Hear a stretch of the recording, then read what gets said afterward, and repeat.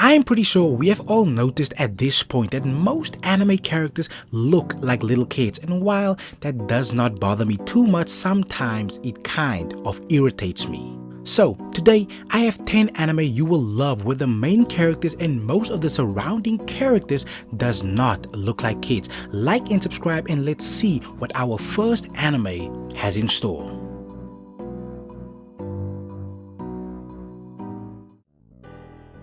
So starting off this video, I'm gonna go into something that I just recently finished. Uncle from Another World tells us the story of Yusuke Shibazaki, a Sega-obsessed teenager who got into an accident 17 years ago, and while being in a coma, his consciousness gets isekai'd. So 17 years later, he wakes up from his coma having acquired the powers he was able to use in the other world, but now very out of touch with how the real world works. He goes and stays with his nephew, who kind of acts like his guide for the new world.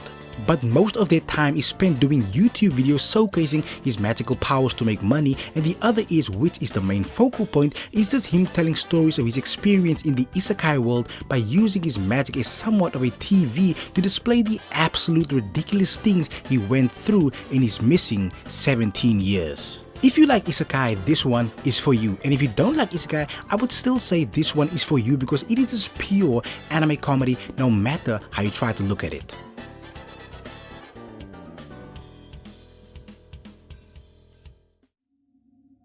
Next up, we have one of my favorite anime that has a female lead character, and that's Claymore. In a world where evil shape-shifting creatures called Yoma exist, we also have Claymores, which are female warriors that are human Yoma hybrids. These Claymores were bred to fight against these monsters, and our story follows the life of someone who is considered to be the weakest Claymore, Claire. She of course has a normal mission of searching and defeating Yoma, but her end goal is actually to get revenge on the death of her mentor. This isn't really a show that stands out. From the color scheme, it looks like a fairly bland or bleak anime to watch, but if you are not a very shallow anime viewer, you will give Claymore a chance, and chances are that you won't be disappointed.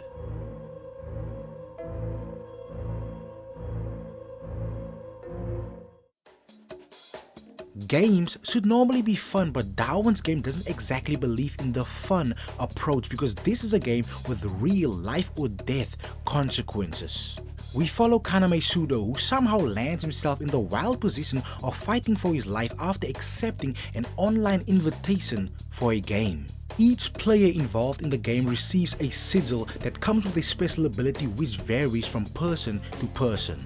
Apparently, the only way out alive is to clear the game and defeat the game master, and that is the mission that Kaname Sudo sets himself on. Darwin's Game is a really interesting, brutal and fun anime to watch. It does however suffer with a big problem we have all experienced in the realm of anime, and that is that it is an incomplete series.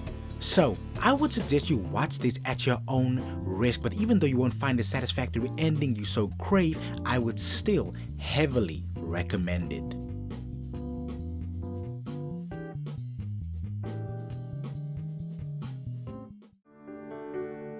Run with the Wind is surely not the most exciting thing you will ever come across, and most people would ignore it because it doesn't have an insane amount of action attached to it, but I always try to sneak it in somewhere because I just truly liked what I watched. We really have nothing fancy going on in this show. We just look at a group of students who were brought together from different walks of life to participate in one of the most prestigious university relay races in Japan. This isn't exactly like most sports anime where the sport is one of the main attractions. Here, the characters and their development feels to be more prominent than the sport itself. This will for sure be the most unpopular recommendation for this video, but when you finish this show, it will leave you with a good feeling at the end, and isn't that just all we can hope for?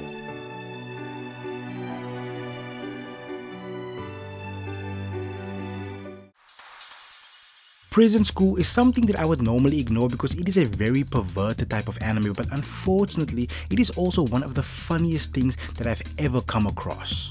The show takes us to an all-girls high school, but the school is about to transform in a completely different way because boys are now able to enroll.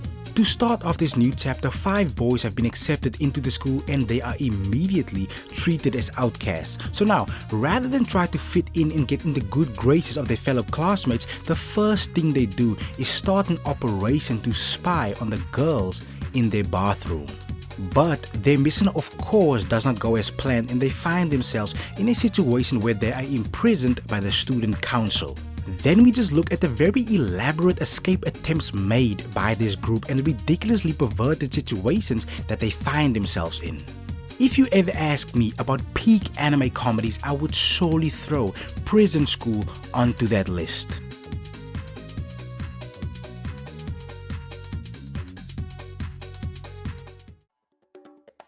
Space Dandy takes us on an adventure through space with Dandy and his 2 crewmates Meow and QT. They make their living by searching for undiscovered aliens, but their adventures mostly don't go as planned because they somehow find themselves in the most precarious of situations in every single episode.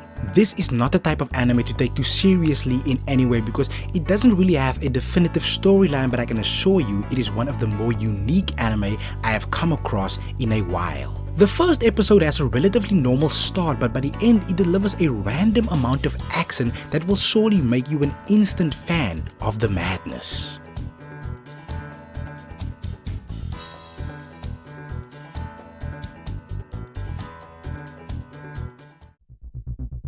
Coming in next, we have a classic called Trigun. $60 billion is the bounty of Vash the Stampede, who is considered to be the highest level of villain that you can find. Everywhere Vash goes, trouble and destruction follows him, but when you look at Vash, he's actually one of the chillest guys you can ever find. He is so chill that he actually doesn't love to use his weapon. While being a top tier gunslinger, he tries to avoid fighting as best as he can, but a soft life isn't exactly in the cards for our MC. One of the best and most simplistic ways I can describe this anime is that it is a sci-fi western, and Trigun isn't perfect, but it does deliver a solid combination of action and comedy with an increasingly interesting story, and that's enough for me.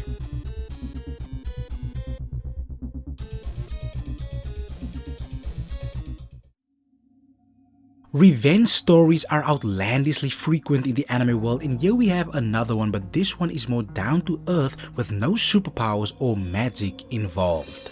We just take a look here at Angelo Lagusa, who witnessed the killing of his entire family as a child. After this tragedy, he went underground and took on the new name of Avilio Bruno. Years later, he receives a letter, and this letter reignites the fuel for his vengeance, and he returns to his hometown seeking his revenge as he infiltrates the family responsible for the death of his family. 91 Days is a little bit more on the dark side, and while it has a straightforward plot, it has a great execution of that plot. My favorite quote of all time comes from Kickboxer that says, "Revenge is a dangerous motive, but I also say revenge usually makes for great entertainment."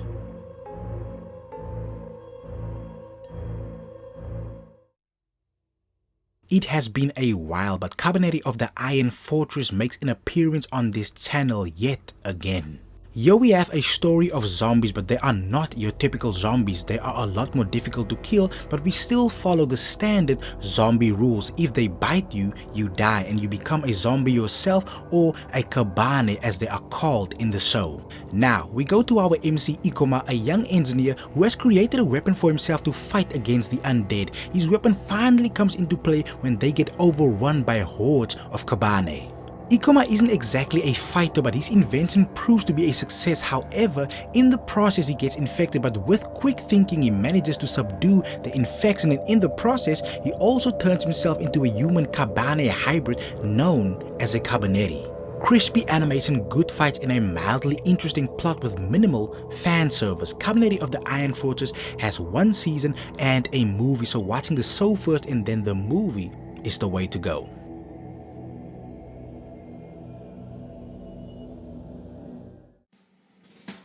Next up we have Great Teacher Onizuka.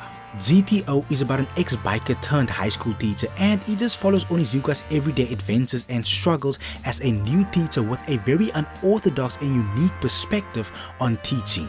This anime also has a lot of pervy elements, but just like School Prison, it is highly amusing, so it was really easy for me to ignore all of that. It also has a decent English dub, so you can even watch it in dub if you so please.